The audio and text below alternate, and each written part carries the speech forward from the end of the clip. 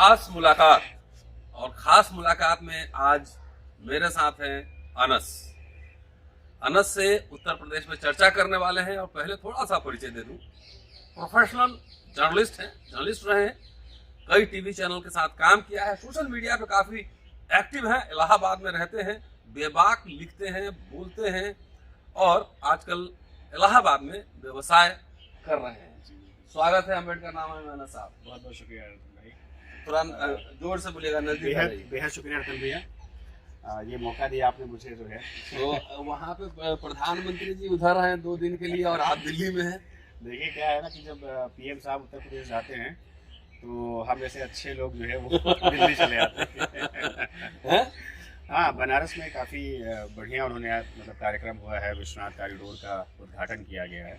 लेकिन वहाँ के कुछ लोकल लोग थे और कुछ क्या बहुत ज़्यादा लोग थे जिनको कि ये वाली जो व्यवस्था है कि बिल्कुल नया कर देना, पुराना सब कुछ तोड़ देना, हमारी जो धरोहर होती है जिससे हमें मोहब्बत, जिससे हमें लगाव होता है, हेरिटेज उसे ख़त्म करके आप एकदम नया कुछ बिल्कुल लगा देना, उसको डिजिटाइजेशन कर देना, तो लोग पसंद नहीं करते। एक बोलते हैं ना वो बनारस का जो खाटीपन था, बिल्कुल एकदम वो छोटी पतली भोले बाबा का, और पतली पतली गलियां थी जो कि फॉरेनर जो हमारे आते हैं उनको वो गलियां वो देखकर बिल्कुल एकदम अचंभित हो जाते हैं, मिडिवल टाउन लगता है। हाँ, और वो गलियां ही देखने आते हैं एक्चुअली बनारस में। तो जब वो विश्वनाथ मंदिर तक जाने का जो रास्ता था, पहले जो पतली गली थी अब वो चौड़ी कर दी गई है उसे। तो देखिए आगे क्या होता है, कैसे उसको रिस्पांस मिलता है। आप जहाँ खड़े हैं अनस, आज घर पे हैं मेरे, और आप जहाँ खड़े हैं ये भी हेरिटेज हाउस है। हाँ बिल्कुल, अंग्रेजों का बनाया हुआ है और इसमें मैंने काफी पैसे खर्च करके इसको रीमॉडलिंग किया है। अब अगर यही होता है कि इस पे 4-5 स्टोरी बिल्डिंग होती तो शायद कोई देखने ना आता है। हाँ। तो लोग, मैं खुद इलाहाबाद से जब दिल्ली आता हूँ अक्सर तो मैं कहता हूँ भैया बंगले पे आ जाता हूँ आपका जो है बंगला। चलिए शुक्रिया। चलिए अब कुछ और बात करते हैं। अब चुनाव होने वाला है, आप जर्नलिस्ट भी हैं बाकायदा और एक्टिविस्ट भी। ये चर्चा आ रही थी कि वहाँ पे मोदी योगी में कुछ खटपट है, नाराज हैं, अंदरूनी कुछ खटपट चल रहा है। फिर इस बार एक और दिलचस्प जो है देखने को मिल रहा है उत्तर प्रदेश में। पहले राजनीतिक केंद्र में दलित और मुस्लिम होते थे, इस बार ब्राह्मण है और सब पार्टी ब्राह्मण को लुभाने में लगी है। तो क्या है ग्राउंड, आप एक्टिविस्ट भी हैं, लिखते भी हैं, समझते भी हैं, तो क्या है मतलब उत्तर प्रदेश में क्या होने वाला है? देखिए जो ये पूरा जो एक तरीके से जो उसका जो पैच है, मतलब जो कोर कह लीजिए इससे, भारतीय जनता पार्टी जिस तरीके से मेजॉरिटी में आई है केंद्र में, उसके बाद उत्तर प्रदेश में, बाकी पूरे देश के अंदर, उसने राजनीति की दिशा और दशा दोनों चेंज कर दी। पहले जो आम मुद्दे जैसे कि आपने कहा दलितों के ऊपर राजनीति केंद्रित हुआ करती थी, हमारी क्षेत्रीय पार्टियां उसको लेकर के आगे बढ़ती थी। अभी का क्या मामला है, अभी सारी की सारी लड़ाई वो हिंदू और हिंदुत्व पे जाकर टिक गई है। कांग्रेस को ये लगता है कि हम जो मोदी और योगी का जो एक भारतीय जनता पार्टी का जो पूरा एक जो नई पॉलिटिकल एक इमर्ज जो हुआ है, आप उठा के देखें, आप पहले आप अटल जी को देख सकते हैं, अडवाणी जी को देख सकते हैं, तो उनके दौर में भी रहा, लेकिन विपक्ष को इस तरह से नकार करके, बाकी और कम्युनिटी को नकार करके एकदम बिल्कुल टारगेट करना, जैसे मुसलमानों की बात कर ली जाए तो उत्तर प्रदेश में बाकायदा टारगेट किया जा रहा है। आप कोई भी प्रोग्राम सरकारी उठा के देख लें, मोदी जी लगातार राम मंदिर के निर्माण के वक्त भी वो जाते हैं, वहाँ पर बाकायदा पूजन अर्चन करते हैं, विश्वनाथ धाम में भी जाते हैं, ठीक है, अच्छी बात है, जाना चाहिए, मना ही नहीं है। लेकिन क्या नरेंद्र मोदी जी कभी किसी मुसलमानों की किसी उस पर जीर्णोद्धार के लिए, सेकुलर स्टेट है, हाँ नहीं, जाहिर सी बात है। तो ये तो इसलिए मतलब ओबीसी की भी थोड़ा बहुत मतलब जो साइडलाइन किया गया है, तो हर कोई ये चीज़ दिखाना चाहता है कि मैं हिंदू हूँ, क्योंकि पॉलिटिक्स वो हिंदू केंद्रित हो गई है। राइट, ठीक है, तो अगर जब वो हिंदू केंद्रित कोई पॉलिटिक्स हो जाएगी तो जाहिर सी बात में हम अपनी हिस्सेदारी उसमें दिखाएंगे। तो अखिलेश यादव जी भी दिखाएंगे अपनी हिस्सेदारी कि नहीं, हिंदू, हम भी हिंदू हैं, तो इसलिए हिंदुओं को वोट हमें चाहिए। क्योंकि मुसलमानों का वोट या बाकी जो ओबीसी है या एससी है, उनके वोट तो सबके पता है कि हाँ एससी के वोट जो है वो बहन जी के पास जाने वाले हैं, या हो सकता है इस बार थोड़ा ना जाए, ऐसी मतलब तस्वीर उभर कर नजर आ रही है। क्योंकि जिस तरीके से मायावती बहन जी जिस तरीके से निष्क्रिय हैं, कह लें, अभी थोड़ा पॉलिटिकली जो है वो उनका कोई रैली नहीं हो पा रही है या फिर वो खुद नहीं जा पा रही हैं, तो अखिलेश जी का मानना ये है या फिर प्रियंका जी का मानना ये है कि जिस तरीके से भारतीय जनता पार्टी राजनीति कर रही, वो दिखा रही है कि हम हिंदुओं के लिए काम कर रहे हैं, तो हमें भी दिखाना होगा, क्योंकि उनका मैसेज मीडिया के थ्रू वो स्प्रेड हो चुका है। तो ये चुनाव क्या हिंदू बनाम हिंदू होगा? हाँ बिल्कुल, ये चुनाव जो है सच में ये बहुत बढ़िया आपने रतन भाई बात बोली कि ये चुनाव जो है ये हिंदू बनाम हिंदू का चुनाव है कि कौन कितना हिंदू है। नहीं तो एजेंडा तो आरएसएस बीजेपी ने सेट कर दिया है, जो बिल्कुल। कल्चरल इडियम्स हैं, जी, जो जी। कल्चरल एजेंडा तो सेट कर दिया है कि अब सब लोग हिंदू, जैसे अगर राम मंदिर की बात है तो अखिलेश यादव भी तो कह रहे हैं कि हम मंदिर बनवाएंगे, बहन जी भी ब्राह्मण सभा में जा रही है, तो कल्चरल इडियम्स एजेंडा तो सेटिंग आरएसएस ने कर दिया है। तो उससे मतलब होलसेल तो आरएसएस बीजेपी है, तो उससे ये लोग डिफरेंट कैसे हैं? देखिए डिफरेंट इस वजह से हैं क्योंकि ये चाहते हैं सत्ता प्राप्ति, वो भी चाहते हैं सत्ता प्राप्ति। अब चूंकि ये सत्ता से बाहर है, तो जब तक हम सत्ता में नहीं जाएंगे तब तक हम सेकुलर स्टेट के जो मायने हैं, जो वाकई हमारा कॉन्स्टिट्यूशन जो हमें कहता है, हम उस पर काम नहीं कर पाएंगे। अभी की जो पॉलिटिक्स है वो बीजेपी ने और आरएसएस ने सेट कर दी है। तो सबको पता है कि बीजेपी और आरएसएस की जो पॉलिसी है, भले वो हिंदुइज्म की पॉलिटिक्स हो, लेकिन वो अल्टीमेटली कहीं ना कहीं पूंजीपतियों के लिए पूरा काम हो रहा है।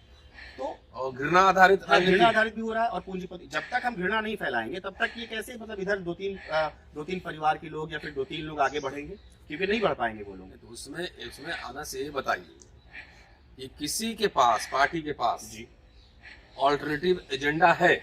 आप तो नजदीकी देखते हैं, बिल्कुल, चाहे बिल्कुल, आर्थिक मुद्दों को लेकर, हाँ।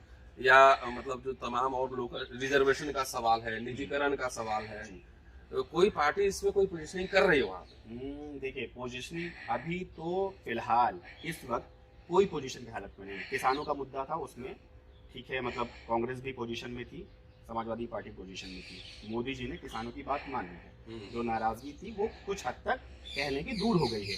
लेकिन जो किसान यहाँ बैठे थे, जो किसान लगातार संघर्ष कर रहे थे, उन्हें ये चीज पता है कि यही सरकार थी जिसने हमें 1 साल तक वहाँ ठंड में, बारिश में और गर्मी में 700 किसान मरे भी। बिल्कुल बिल्कुल। तो उसका वो इम्पैक्ट है, उनकी फैमिली के ऊपर इम्पैक्ट है, उनके आस पड़ोस में, उस जिले में या उस राज्य में इम्पैक्ट पड़ेगा इस चीज का।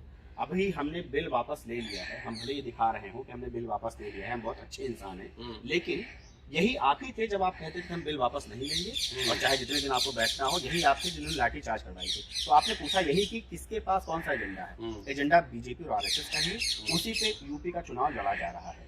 और क्यों, एक थोड़ा सा उसमें एक थोड़ा सा और डिफरेंस है, चूंकि मीडिया दिखा रही है, जो हमारी जो मुख्य धारा की जो पत्रकारिता है, मुख्य धारा की जो मीडिया, जिसे कि बहुत सारे लोग मोदी मीडिया कहते हैं, उसका जो है वो सोल एजेंडा है कि किसी न किसी तरीके से चुनाव को हिंदू बनाम मुसलमान किया जाए। तो हिंदू बनाम मुसलमान की जब बात आएगी तो जाहिर सी बात है मेजॉरिटी जिसकी है वो उसको गेन करेगा, जो उसकी बात करेगा।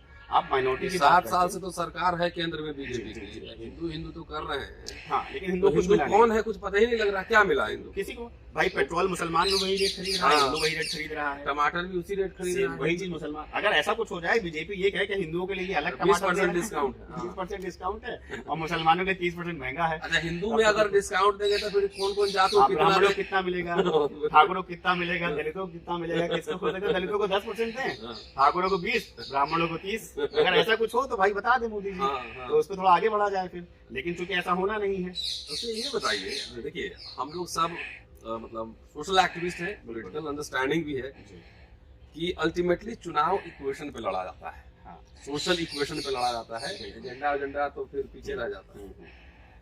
अभी जो सोशल इक्वेशन है उसके हिसाब से कौन पार्टी कहाँ पर है, कौन सा ग्रुप, जैसे मान लिया कि अब मोदी जी कल गए हैं तो खाना भी खा रहे हैं मजदूरों के साथ, फोटो भी खिंचवा रहे हैं, फूल भी बरसा रहे हैं, एक बार लोकसभा के पहले पाँव भी धोए थे सफाई के। तो जो सोशल ब्लॉक्स हैं, जैसे कास्ट लीजिए ना, ब्राह्मण वोट कहाँ जाएगा, ठाकुर वोट कहाँ जाएगा, कायस्थ वोट कहाँ जाएगा, कुर्मी यादव दलित कहाँ जा रहा है, क्योंकि उधर उनके पास भी मौर्य है, वहाँ पे एक मौर्य चेहरा उनके पास भी है। अभी उन्होंने मंत्री पद का विस्तार भी किया था सर, बनाए थे कई मंत्री, तो कैसे क्या मामला कैसे बनेगा? हाँ देखिए, जो महंगाई का मुद्दा है, बेरोजगारी का जो मुद्दा है, किसानों का जो मुद्दा है, ये एक तरीके से ज्वालामुखी है। ठीक, इस ज्वालामुखी के ऊपर बीजेपी ने अपने नान यादव जो ओबीसी जो उसके लीडर है ना, उसको उसने बिठा रखा है। तो वो ज्वालामुखी को ठंडा कर रहे हैं। और अगर ये फूटता है, क्यों फूटेगा, कब फूटेगा? चूंकि केशव प्रसाद मौर्य से ये वादा था कि आपको हम सीएम बनाएंगे, उनको नहीं बनाया, स्टूल पे बैठा दिया, नहीं, हाँ स्टूल पे बिठा दिया मतलब भाई साहब को, उनको जो है तो मसला यहाँ पर ये आता है कि जो नान यादव जो ओबीसी हैं हमारे उत्तर प्रदेश के अंदर, वो अभी भी भारतीय जनता पार्टी से नाराज नहीं है। नाराज वही लोग हैं जो किसानी, मतलब जिनको किसान इशूज इफेक्ट कर रहे हैं, जिनको महंगाई बेरोजगारी इफेक्ट कर रही, वही नाराज लोग हैं। ठीक है, मसला सबसे बड़ा यहाँ पर यही आता है कि जो हिंदू बनाम मुसलमान की जो पूरी पॉलिटिक्स है, यही इसका सोशल इक्वेशन वहाँ पर लागू है फिलहाल तक। आप अभी अखिलेश यादव की जो रैलियां देख रहे हैं, उसमें जो भीड़ आ रही है, उसको देखकर ये लगता है कि लोग इस मुद्दे को भूल रहे हैं।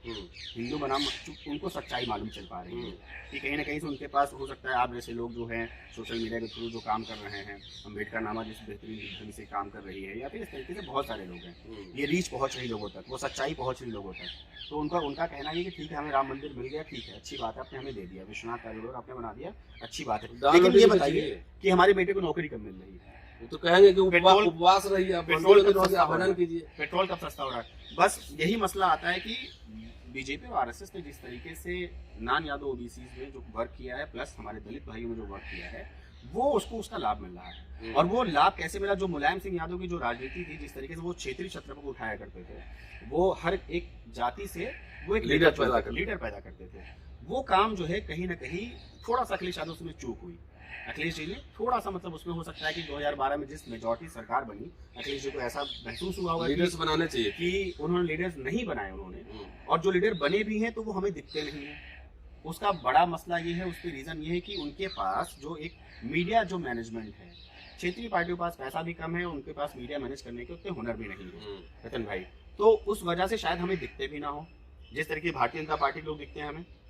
तो ये तो पूरा का पूरा आज जो पूरी लड़ाई है, जो रवीश कुमार भी कहते हैं इस चीज को लेकर के, और तमाम लोग भी कहते हैं, आप जैसे लोग भी कहते हैं कि मीडिया सब कुछ कर रही है इस वक्त। और ये जो भीड़ दिखाई पड़ रही है अखिलेश यादव की रैलियों में, मैं मतलब उनका मैं कोई समर्थक नहीं हूँ, ये मैं बस इतना कह रहा हूँ, एक पॉलिटिकल एनालिसिस के तौर पर उसको देख पा रहा हूँ कि बदलाव के चांसेस नजर आ रहे हैं फिलहाल के वक्त में। तो अभी टक्कर जैसे देखिए, एक बसपा हो गई एक तरफ, कांग्रेस है और बीजेपी और समाजवादी, तो बीजेपी पावर में उसको टक्कर देती कौन सी पार्टी नजर आ रही है? टक्कर तो साफ तौर पर समाजवादी पार्टी दिख रही है। अच्छा, कल दद्दू प्रसाद जो बसपा में मंत्री थे वो भी शामिल हुए हैं। हाँ, और हरिशंकर तिवारी का परिवार पूरा शामिल हुआ है वहाँ पूर्वांचल से। और चंद्रशेखर का क्या मामला है?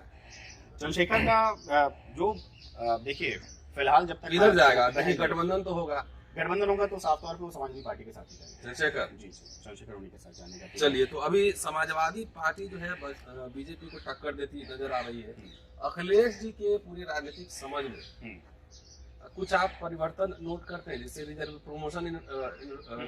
रिजर्वेशन इन प्रमोशन का बिल समाजवादी पार्टी ने करवाया था पर्चा, और आरक्षण पे उनका रवैया ठीक नहीं था, त्रिस्तरीय आप जानते हैं सब। बिल्कुल। तो बहुत संघर्ष किया, इलाहाबाद में नौजवानों ने बहुत संघर्ष किया था। मैं उनके संपर्क में हूँ। उनमें से कुछ लोग भाजपा में चले गए, उनमें कुछ लोग कांग्रेस में आ गए, वो सब हम जानते हैं, सब एक्टिविस्ट जो लोग एक्टिव थे। तो क्या उनको, जो मुख्यमंत्री जब हटे थे तो उनका घर धुलवाया गया था, तो अब उनको जो है ये समझ में आ रहा है कि वो सवर्ण नहीं है, और उनको जो उनका वोट बेस है, पिछड़े दलित जो गाँव टोटल है, उनके लिए काम करना चाहिए, ऐसा कुछ दिख रहा है? देखिए, जब बहुत अच्छी बात उठाई आपने कि जब वो निकले वहाँ मुख्यमंत्री निवास से तो उनका घर धुलवाया गया था, तो उसके बाद तो मुझे लगता है कि उनके जो अंतर्मन है उस पर तो कहीं ना कहीं गहरा आघात लगा ही होगा। और वो लगातार अभी भी कह रहे थे कि मैं हिंदू हूँ, और वो जिस प्रकार से वो मंदिरों में गए हैं और जिस तरीके से उन्होंने लगातार उन्होंने बताया कि हम बहुत मात्रा में बहुत बढ़िया मंदिर श्री कृष्ण का बनवाना चाहते हैं, तो लड़ाई जो है वो हिंदू बनाम हिंदू की चल रही है इस वक्त में। इस वक्त मुसलमान भी किनारे है, दलित भी किनारे है, बाकी सब किनारे हो गए हैं। लुंगी, टोपी, फैक्टर सब चलेगा? वो नहीं चलने वाला है। लोगों को पता है, आम लोगों को मुस्लिम शांत होकर देख रहा है खाली। मुस्लिम ने आंख बंद कर ली है। मैं जहाँ तक देख पा रहा हूँ, मुसलमानों ने आजम खान के बिना भी उनको पता है कि वोट कहाँ देना है। मालूम है कि समाजवादी पार्टी ने क्या क्या नहीं किया। अनफॉर्चुनेटली कुछ ऐसी घटनाएं घटी जिनकी वजह से मुसलमान नाराज हैं समाजवादी पार्टी से। उसके बावजूद उनके पास कोई उपाय, कोई ऑप्शन नहीं है, तो वो आंख बंद करके, उसका यही कहना है कि जब चुनाव आएगा तो आंख बंद करके चले जाना है। अच्छा, वो ये ओवैसी फैक्टर, ओवैसी साहब का शायद वहाँ भी भीड़ आ रही, लोग यूथ जो है उनके साथ में है। अच्छा, भीड़ है, और जो सोशल मीडिया पे जो यूथ जो एक्टिव है, जो देख रहा है, उनकी स्पीचेस जो सुन रहा है, क्योंकि मेनस्ट्रीम मीडिया में इनको भी स्थान नहीं मिलता। लेकिन हाँ, चूंकि गोदी मीडिया है तो वो एक तरफ ओवैसी को जब वो दिखाएगी तो जाहिर सी बात है कि इधर से जो है वो कहा जाएगा कि देखिए मतलब ओवैसी आ रहा है, दैट मीन्स खतरा है तुम्हारे लिए, बहुसंख्यक समुदाय को, यहाँ से कुछ लोग निकलेंगे। तो जानबूझ के ओवैसी को दिखाया जाता है कि ज़्यादा से ज़्यादा इनको दिखाया जाएगा। इनके रैली में 2000 की, तो उनको 10,000 की भीड़ दिखाई जाए, ताकि मैसेज जाए कि ओवैसी आ रहा है। अच्छा, थोड़ा वो फैक्टर नहीं है लार्जली। हाँ, लार्जली वो फैक्टर नहीं है। अच्छा। और वैसे समझदार हैं काफ़ी। अगर जिस तरीके से वो कह रहे हैं कि हम 100 सीट पे लड़ना चाहते हैं चुनाव, तो उनको खुद समझ में आ रहा होगा 100 सीट के लिए मतलब संगठन चाहिए। संगठन कहीं नहीं है। बिहार में लेकिन 5 जीत गए थे। हाँ, 5, क्योंकि वो सीमांचल का एरिया था। हाँ। वहाँ लगातार उनके जो विधायक, नाम नहीं देखिए उनका मुझे आ रहा, तो वो लगातार पिछले 5-7 सालों से वो लोग लगातार वहाँ काम कर रहे थे। सीमांचल की अपनी परेशानी आती, अपनी गरीबी थी, बाढ़ का पूरा मुद्दा था वहाँ पर। इसलिए वो वहाँ लोगों ने कहा कि भाई हमने राजद को भी ट्राई कर लिया, हमने जदयू को ट्राई किया, हमने सबको ट्राई किया, एक बार हम एमआईएम को ट्राई करते हैं, हमारे अपने लोग हैं। ऐसा कहते हैं कि हमारे, जैसे कि दलित कहता है कि हमारी बहन जी हमारी, यादव कहता है कि अखिलेश जी हमारे हैं, इसमें ठाकुर कहते हैं कि योगी जी हमारे हैं। थोड़े बहुत मुसलमान, ये भारतीय लोकशाही की विडंबना है। नेता जातियों के हो जाते हैं, कॉपीराइट हो जाता है। लेकिन अखिलेश यादव अभी एक अम्ब्रेला बनाने में सक्सेस नजर आ रहे हैं। हाँ, कई सोशल ग्रुप्स को, एक्टिविस्ट को, पॉलिटिकल पार्टीज को, राजभर को लेकर आए वो। हाँ। भले ही वोट प्रतिशत उनका कम है, लेकिन वो बोलता है। ये काम बीजेपी पहले करती थी ना। हाँ, कांशीराम जी का फॉर्मूला था कि सब जगह से लीडर्स पैदा करो। बिल्कुल। और राजभर का जाना भी इनके लिए कहीं ना कहीं पॉलिटिकली फायदेमंद है। पूरे हाँ, पूर्वांचल में तिवारी जी भी आ गए, राजभर भी है, सब लोग हैं। दिलचस्प होना है चुनाव। और अनस कह रहे हैं कि अगर भाजपा को कोई टक्कर देती नजर आ रही है तो फिलहाल समाजवादी पार्टी है। अखिलेश लगातार प्रेस कॉन्फ्रेंस और रैलियां कर रहे हैं, लेकिन अगर टक्कर देना होगा, सत्ता को चुनौती देना हो, तो लगातार ऊर्जा का स्तर चुनाव रिजल्ट आने के दिन तक बनाए रखना पड़ेगा।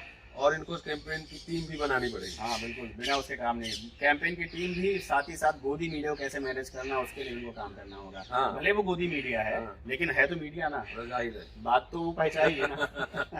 तो ये थे अनस विभाग बोलते हैं उत्तर प्रदेश चुनाव विशेष में आज जर्नलिस्ट कम एक्टिविस्ट अनस से थी एक खास मुलाकात। देखते रहिए अम्बेडकरनामा, ज्यादा से ज्यादा शेयर कीजिए और सब्सक्राइब कीजिए। शुक्रिया, जय भीम। फिर मिलता हूँ अगले एपिसोड में।